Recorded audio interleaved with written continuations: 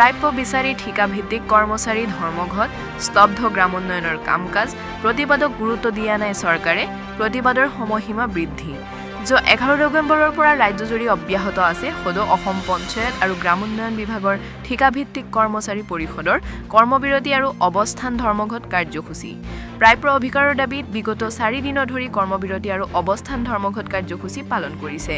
বিভিন্ন দাবীৰে শান্তিপূৰ্ণভাৱে ৰাজ্যৰ উন্নয়ন খণ্ডৰ কাৰ্যালয়ৰ সমূহত ধৰ্মঘট পালন কৰিছে যদিও ৰাজ্য চৰকাৰে তেওঁলোকৰ গণতান্ত্ৰিক আন্দোলনক কোনো গুৰুত্ব প্ৰদান কৰা নাই বুলি অভিযোগ উত্থাপন কৰে সংগঠনৰ নেতৃত্বই।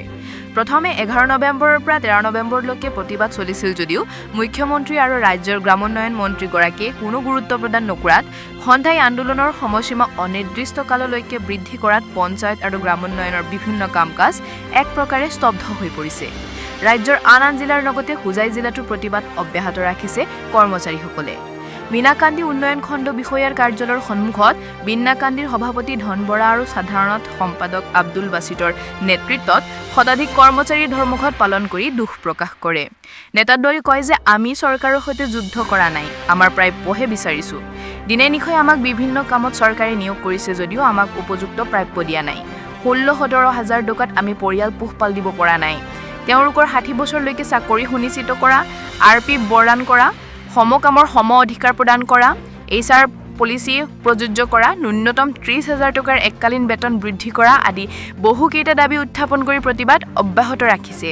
তেওঁলোকৰ প্ৰাপ্য অধিকাৰ ধৰিও চৰকাৰ শীঘ্ৰে কাৰ্যকৰী কৰিব বুলিও আশা প্ৰকাশ কৰে নেতাদ্বয়ে। আজি 11 তাৰিখৰ পৰা সদৌ অসম ভিত্তিত আমাৰ PNRD কন্ট্ৰেকচুৱেল এমপ্লয়ীসকলে প্ৰতিটো উন্নয়ন খণ্ডতে আমাৰ 4টা দাবী লৈ পেলাই আমি ধৰ্ণা কাৰ্যসূচী ৰূপায়ণ কৰি আমাৰ জীৱন সুৰক্ষাৰ কাৰণে, আমাৰ চাকৰি সুনিশ্চিত কাৰণে আমি প্ৰতিদিনে এই ধৰ্ণাত সকলোৱে আহি সন্মিলিত হৈ আছোঁ নিজৰ প্ৰাপ্যৰ কাৰণে। আজি 11 তাৰিখৰ পৰা আজিৰ দিনত 14 তাৰিখলৈকে আমাৰ কোনো ধৰণৰ ফলপ্ৰসূ একো ৰিজাল্ট অহা নাই। আমি অসম চৰকাৰক বা আমাৰ বিভাগক বিভিন্নভাৱে আমি আমাৰ এই দাবীসমূহ আজি নতুন নহয়, আমি 17 বছৰৰ পৰাই আমাৰ এই প্ৰাপ্যখিনি আমি চৰকাৰৰ ওচৰত আবেদন জনাই আহিছোঁ যে আমি এইখিনি অবিহনে আমাৰ জীৱন, আমাৰ পৰিয়াল, আমাৰ চাকৰি সুৰক্ষিত নহয়। কিন্তু আজি প্ৰতি ব্লকত অসমৰ গোটেই আমাৰ এই PNRD কন্ট্ৰেকচুৱেল এমপ্লয়ীসকলে কৰা আবেদন চৰকাৰৰ ফালৰ পৰা কোনো সদুত্তৰ পোৱা নাই। বিভাগীয় মন্ত্ৰী বা মুখ্যমন্ত্ৰীয়ে আমি কৰা আন্দোলন সমূহীয়া আন্দোলন বুলি পেলাই উল্লেখ কৰে, কিন্তু আমাৰ এই আন্দোলন সমূহীয়া নহয়। আমি আজি এই আন্দোলন দীৰ্ঘদিনৰ পৰাই চৰকাৰৰ ওচৰত আবেদন নিবেদন কৰি গৈ আছোঁ যে আমাৰ চাকৰি সুনিশ্চিতকৰণ 60 বছৰলৈ কৰিব লাগে, HR পলিচি ৰূপায়ণ কৰিব লাগে।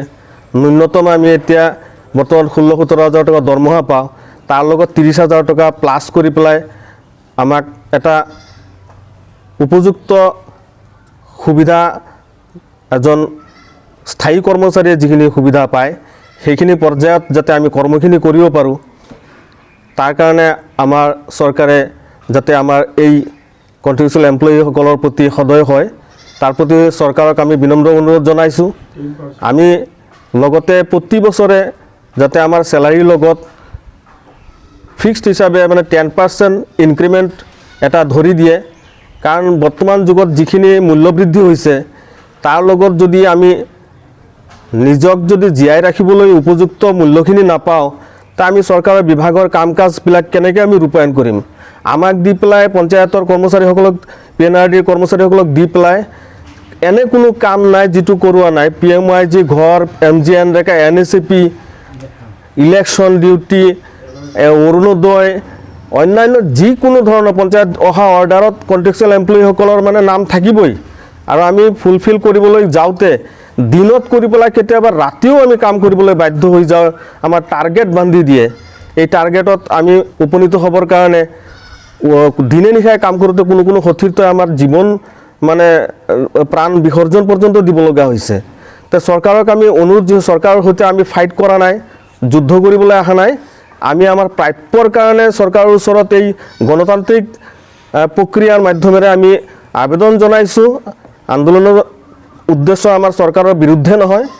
আমি এই যিটো আবেদন কৰিছোঁ এইটো যোৱা 5 বছৰ আগতো কেবিনেটত সৰ্বানন্দ সোণোৱাল মুখ্যমন্ত্ৰী থকা সময়তো এই প্ৰস্তাৱ লোৱা হৈছিল 60 বছৰৰ নিশ্চিতকৰণ চাকৰি আৰু 10% ইনক্ৰিমেণ্টৰ ফাইল খালি প্ৰচেছিং হৈ আছে বুলি পেলাই কৈ আছে, কিন্তু আজিলৈকে এইটো ৰিটাৰ্ণ হিচাপে ডিক্লেয়াৰেঞ্চ দিয়া নাই। গতিকে চৰকাৰৰ ওচৰত আমি অনুৰোধ জনাইছোঁ, আমাৰ এই কোনো ধৰণৰ আমাৰ এই কৰ্মচাৰীসকলৰ ইচ্ছা নাই যে আমি উন্নয়নমূলক কাম কাজবিলাক স্থবিৰ কৰি আমি চৰকাৰৰ বিৰুদ্ধে লৰি যাম। এইটো আমাৰ উদ্দেশ্য নহয়। আমি বাচি থাকিবৰ কাৰণে এইখিনি প্ৰাপ্য আমাৰ ন্যায্য দাবী, এইখিনি পূৰণ কৰিলে আমি চৰকাৰক অশেষ ধন্যবাদ জনাম।